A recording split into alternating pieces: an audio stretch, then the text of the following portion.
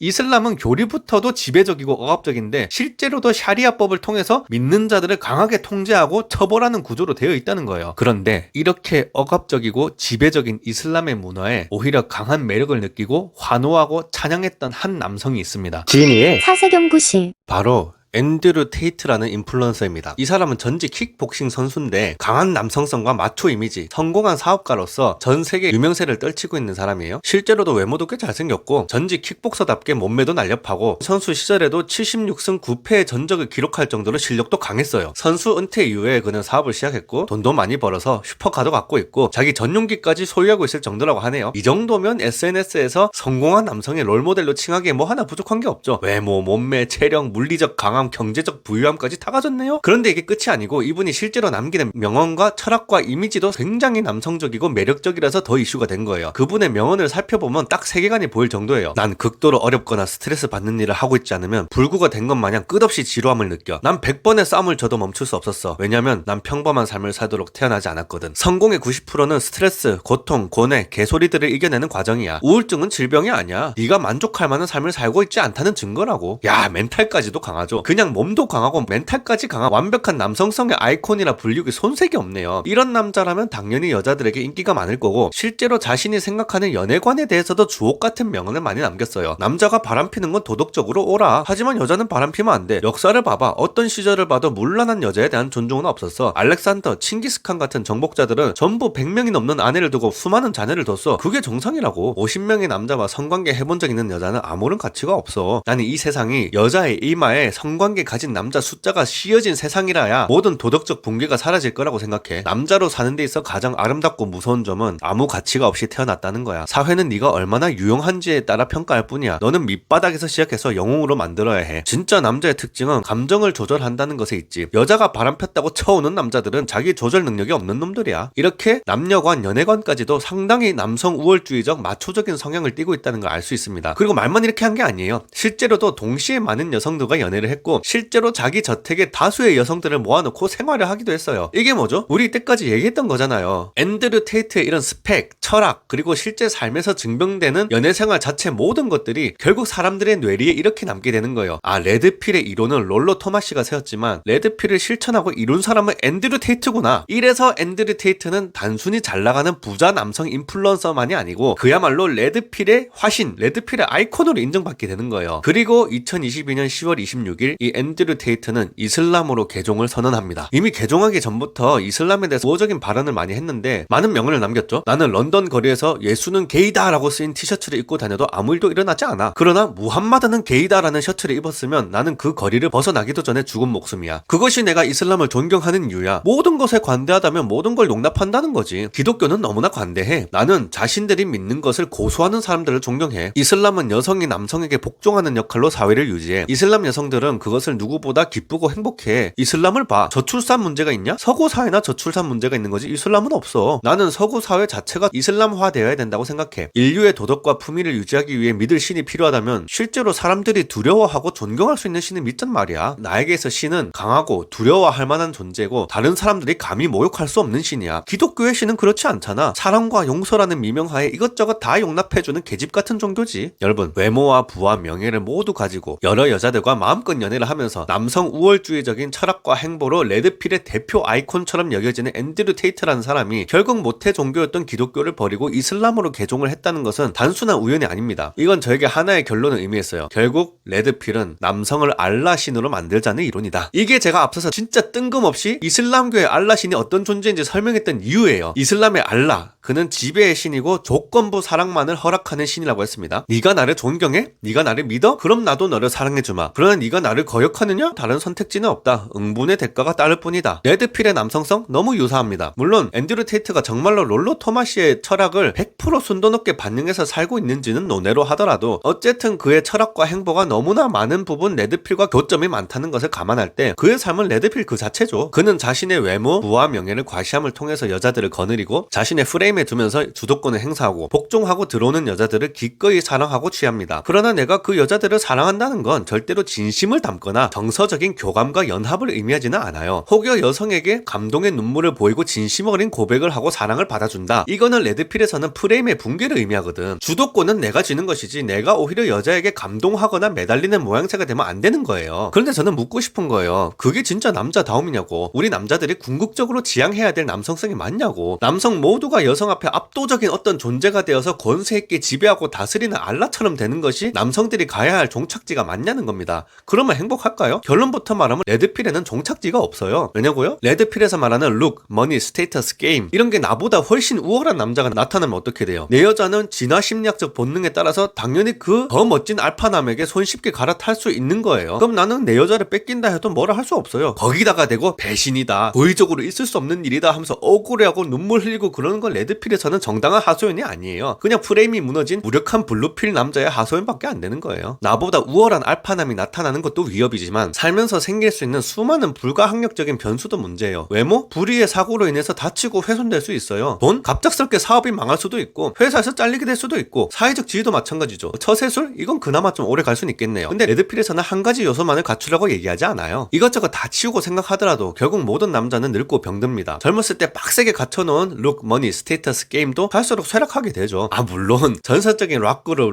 롤링스톤스의 보컬 믹 제거처럼 막 73세의 나이에 20대 여성과 교제해서 아들 낳고 74세에 또 22살 여자 사귀고 이렇게 나이가 먹어도 미친듯이 왕성한 연애 경력을 보여주는 사례도 있긴 합니다만 어디까지나 전설적인 락그룹 보컬리스트라는 제한적인 상황의 얘기지 일반적인 남성들이 가질 수 있는 돈과 명성으로 어림도 없는 얘기죠. 결국은 남성들도 언젠가는 생각해 볼 수밖에 없는 문제예요. 내가 가진 돈도 없어지고 사회적 지위도 낮아지고 명성도 예전 같지 않고 몸도 갈수록 병들어갈 때 나를 지켜줄 수 있는 사람은 없는 걸까? 진짜 내가 가진 무언가를 보고 붙어있는 게 아니고 내가 아무것도 없고 힘들고 어려울 때도 함께해주는 그런 사람이 있으면 행복한 게 아닐까? 그런 순간이 분명히 온다는 거죠. 그러면 레드필은 남자만 불행하게 만들까요? 저는 여자 쪽에서도 한번 생각해볼 문제가 있다고 봐요. 즉 여자 입장에서 능력과 권위가 쩔어주는 알라 같은 남자와 사는 게 행복할까 하는 문제죠. 이걸 곰곰이 생각해볼 수 있는 소재가 하나 있더라고. 인터넷에 올라온 썰 중에 굉장히 논란이 됐던 썰인데요. 여자분인데 강남에 사는 손꼽히는 재력가의 집안에 시집을 갔나봐. 레드필적 관점에 쌉 알파메일과 결혼한 성공한 여성이죠. 결론적으로 자기가 불행하다고 하소연하는 글을 올린 거예요. 이게 진짜 괴로워서 그런 건지 하소연을 빙자한 기만질 비틱질인지 주작인지는 저도 알 방도는 없어요. 근데 내용이 대충 이러하더라고. 집안이 잘 사는 부자라선 풍요롭고 너무 좋은데 시댁과 남편의 태도가 너무 고압적이라서 괴롭다. 날 사람으로 안 봐준다. 나는 아내나 며느리가 아니라 무슨 여자 하인이 된 기분이다. 남편은 집에서 손 하나 까딱 안 하고 시어머니도 자기 편 안 들어주고 시댁 행사 있으면 의무적으로 얼굴 비추고 시중 들고 그거는 당연히 해야 되는 거 아니냐? 이런 식으로 나온다는 거예요. 네가 어디 다른 데 가서 이런 재력가 집의 며느리가 될 수 있겠냐? 감사하게 생각해라. 이런 분위기로 대한다는 거예요. 근데 이걸 보고 사람들이 정말 의견이 둘로 나뉘어 버리는 게 흥미로웠어요. 공감하는 쪽은 그래 아무리 돈 많아도 저렇게 사람 대접 못 받고 하인 취급 받으면 나 같아도 이혼 마렵지. 왜 공감 못하는 쪽은 네가 월 300돈 못 벌어던 남편과 살면서 맞벌이에 육아까지 하면서 갈려 나가면서 다달이 생활비 대출금 걱정하면서 똥줄 타봐야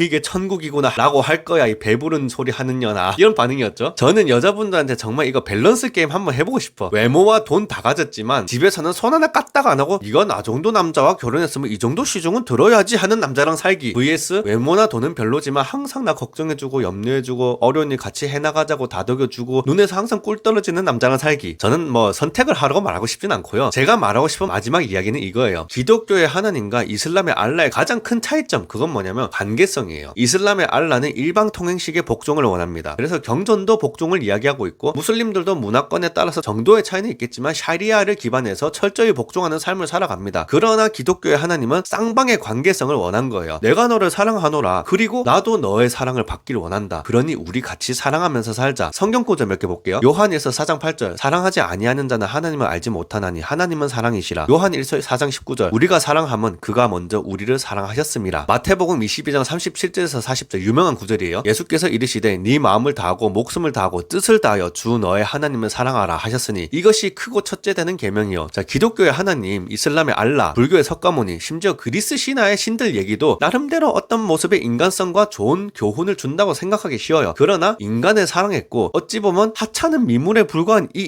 인간의 사랑을 받고 싶어서 신이 내려와서 대신 죽었다. 이런 서사는 기독교의 하나님 예수님 외에는 다른 종교나 신화에는 없는 서사예요. 그리고 오늘 남녀 연애 이야기를 하면서 이 서사가 위대한 이유를 말씀드리는 핵심이 현실의 남녀 관계도 이 원리에 따라서 이뤄질 때 남녀가 가장 행복하다고 생각하기 때문이에요. 바꿔 말하면 현실의 남녀들 자녀들도 속으로는 이렇게 하나님과 인간이 서로 관계성을 맺고 사랑하는 듯한 예수님의 제자들과 어울려서 먹고 마시며 함께 사랑했던 것 같은 그런 사랑의 서사가 본인들에게 있기를 바라고 있는 거 아니냐는 거예요. 이게 꼭 남자 여자 따로 떼서 볼 문제는 아니라고 보는 거예요. 자, 레드필과 기독교 시리즈 일단 제가 핵심적으로 하고 싶은 말은 다 했고요. 다음 편 마지막 번외편에서는 실제로 기독교적 관점에서 남성이 연애에 임하면서 가져야 될 가치관에 대해서 간단하게 부록처럼 이야기를 한번 해보겠습니다. 감사합니다. 지식과 통찰이 있는 기독교 교양 채널 진이의 사세경구실